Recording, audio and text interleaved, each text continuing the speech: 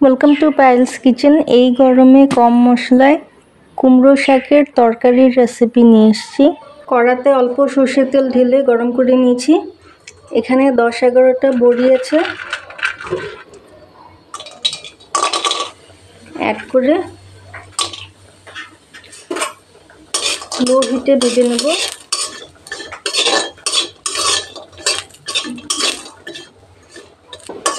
বড়ি ভাজা হয়ে গেছে, নামিয়ে নেব। কড়াতে আবারও একটু সর্ষের তেল ঢেলে গরম করে নিয়েছি। একটুখানি নুন অ্যাড করে দিলাম, 1 পিঞ্চ হলুদ গুঁড়ো, 2টো আলু লম্বা লম্বা করে কাটা আছে, অ্যাড করে দিলাম।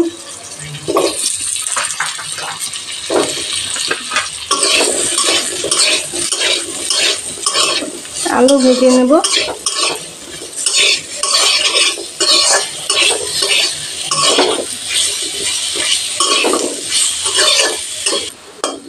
আলু হালকা ভেজে নিয়েছি, নামিয়ে নেব। কড়াতে আবারও সর্ষের তেল ঢেলে ভালো করে গরম করে নিয়েছি। হিট লো করে দিয়েছি, নয় ফোড়ন দিলে পুড়ে যাবে। তেলটা আপনারা আপনাদের পছন্দ অনুযায়ী অ্যাড করবেন। 1 চা চামচ 5 ফোড়ন অ্যাড করে দিলাম, নেড়ে দিচ্ছি। খেয়াল রাখতে হবে ফোড়ন যাতে পুড়ে না যায়, নয় ফ্লেভার নষ্ট হয়ে যাবে। কুমড়ো শাকের ডাঁটা আর ভেজে রাখা আলু অ্যাড করে দিলাম, সাথে 4টা চেরা কাঁচা লঙ্কা,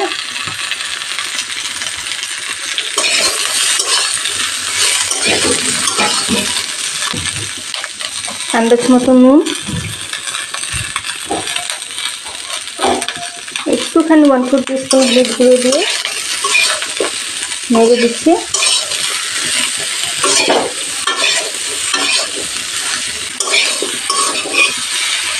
এক মিনিট মতন নেড়ে আন্দাজ মতো গরম জল অ্যাড করে দিচ্ছি। ঠান্ডা জল অ্যাড করলে পাংশ হয়ে যাবে, গরম জলই অ্যাড করতে হবে। হিট হাই করে দিলাম, একবার বয়েল আসতে দেবো।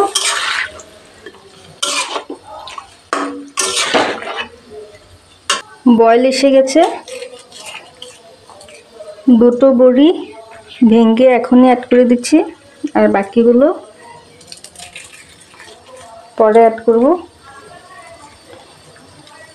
বড়ি ভেঙে অ্যাড করলে টেস্ট বাড়ে।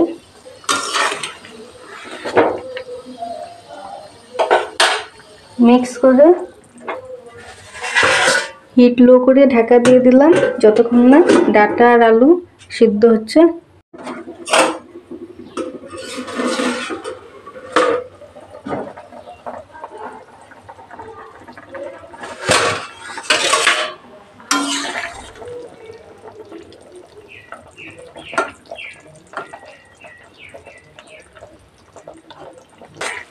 আলু সিদ্ধ হয়ে গেছে আর ডাঁটাও সফট হয়েছে, কিন্তু পুরোপুরি সিদ্ধ হয়নি। এবার 1 চা চামচ জিরে গুঁড়ো জলে গুলে রেখেছিলাম, অ্যাড করে মিক্স করে দিচ্ছি। তেলে কষায়নি, কারণ কম মশলা তেলে কষালে ফ্লেভার নষ্ট হয়ে যাবে।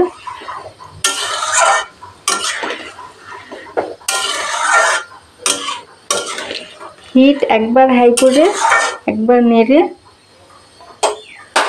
আবার ঢাকা দিয়ে কুক করব যতক্ষণ না ডাঁটা পুরোপুরি সিদ্ধ হচ্ছে। হিট লো করে দেব।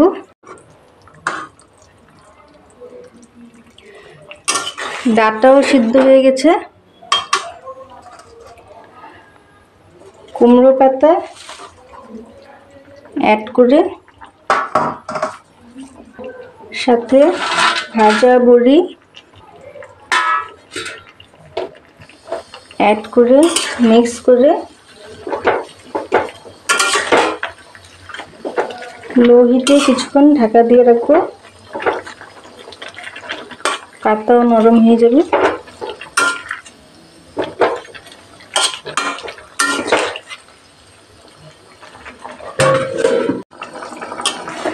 পাতা নরম হয়ে গেছে।